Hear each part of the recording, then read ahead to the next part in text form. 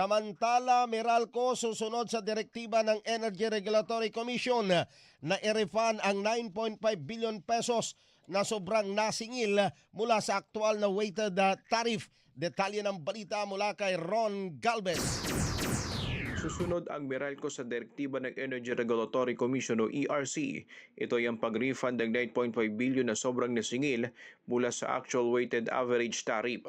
Ayon kay Attorney Jose Roland Valles, Senior Vice President at Head Regulatory Management na ang halaga ay ibabalik sa mga consumer sa lalong madaling panahon. Inatasan ng ERC ang kumpanya na ipatupad ang refund sa loob ng 6 na buwan.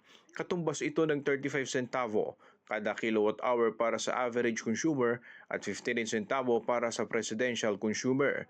Magungunit ang naghain pa sila ng dalawang aplikasyon para sa refund noong 2025 at unang bahagi ng kasalukuyang taon na bahagi umano ng kanilang unang nai-refund noong 2021 hanggang 2024. Pangako ng opisyal na makikita ng mga consumer ang refund bilang separate line item sa kanya-kanyang bills oras na maikaltas na.